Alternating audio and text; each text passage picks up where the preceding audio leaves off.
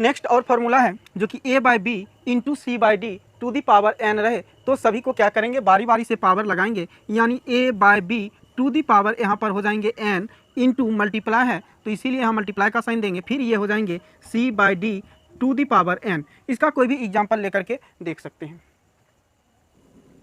For example इसका ले लेते हैं 2/3 इंटू 4 यहाँ पर 5 और टू दी पावर यहाँ पर ले लेते हैं 2। तो इस ढंग से ये हो जाएंगे 2/3 का भी स्क्वायर होगा और 4/5 का भी स्क्वायर होंगे, और ये इस ढंग से हो जाएंगे 2/3 टू दी पावर यहाँ पर 2 लिखना है इंटू 4/5 टू दी पावर यहाँ पर 2 लिखना है, क्योंकि इसका भी पावर 2 ही है। और इस ढंग से ये सॉल्व हो करके आ जाएंगे यहाँ पर टोटल 2/3, इसको यहाँ पर सॉल्व की जाती है, यानी 2 का स्क्वायर हो जाएंगे 4 और 3 का स्क्वायर हो जाएगा 9 इंटू यहाँ पर 4 का स्क्वायर 16, फिर 5 का स्क्वायर 25, और इस ढंग से इसमें टोटल मल्टीप्लाई हो जाएंगे 16 4 जा यहाँ पर 64 और बाय में 25 9 जा 225 हो जाएगा इसका आंसर। इस तरीके से की जाती है।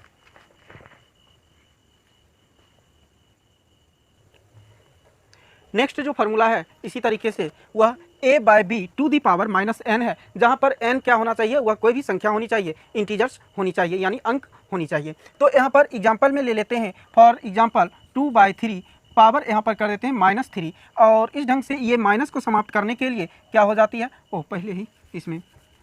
सबसे पहले थोड़ा सा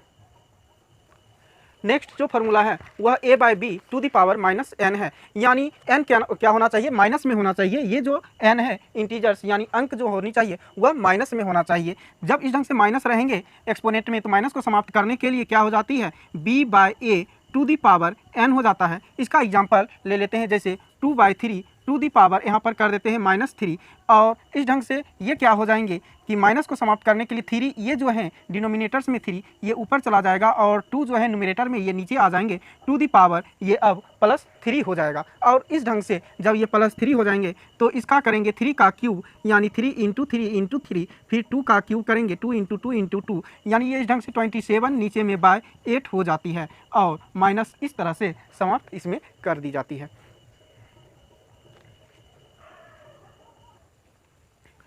नेक्स्ट जो फार्मूला है, यानी नेक्स्ट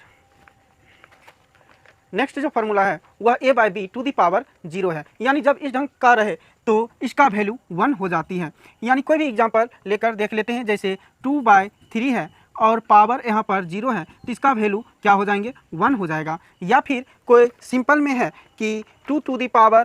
फॉर एग्जांपल और भी एग्जांपल है।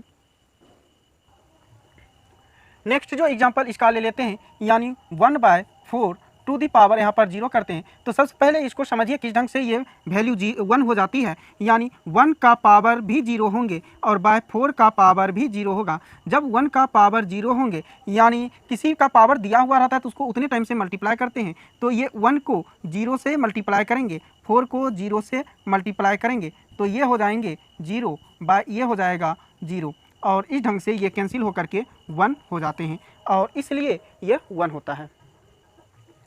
जैसे एग्जाम्पल में यहाँ पर समझिए कि कैसे होते हैं। एग्जाम्पल में इसको समझना है कि 5/3 टू दी पावर, अगर इसको लिखते हैं 2, जैसे वहाँ पर 0 लिखा हुआ है पावर में, तो यहाँ पर क्या करते हैं 5 का भी ये स्क्वायर हो जाता है और इसी ढंग से 3 का भी ये स्क्वायर हो जाते हैं, यानी 3 टू दी पावर 2। 5 का स्क्वायर इस तरीके से 5 इंटू 5 हो जाता है, 3 का स्क्वायर 3 इंटू 3, यानी ऊपर पर 25/9 आ जाते हैं। उसी तरीके से अगर किसी में भी पावर दिया हुआ रहे, फॉर एग्जांपल इसी को देखते हैं 5/3 है, टू दी पावर यहाँ पर 0 है, तो इसका वैल्यू 1 कैसे आती है। सबसे पहले 1 वैल्यू कैसे आती है इसको जानना जरूरी है, क्योंकि ये जो हो जाते हैं जब 5 पर भी पावर 0 है और 3 पर भी यहाँ पर पावर 0 है, तो लिखेंगे 5 पर पावर 0 और बाय 3 पर पावर 0। तो इसका अर्थ है जैसे हम मल्टीप्लाई कर रहे थे 2 से 2 टाइम मल्टीप्लाई किया जा रहा था, यानी 5 इंटू 5 किया जा रहा था, उसी ढंग से इसको 5 को जब मल्टीप्लाई करेंगे उसी ढंग से, यानी 0 तो 0 के साथ मल्टीप्लाई करेंगे, फिर यहाँ पर 3 को इंटू 0 से मल्टीप्लाई करेंगे, तो इस ढंग से ये हो जाते हैं 0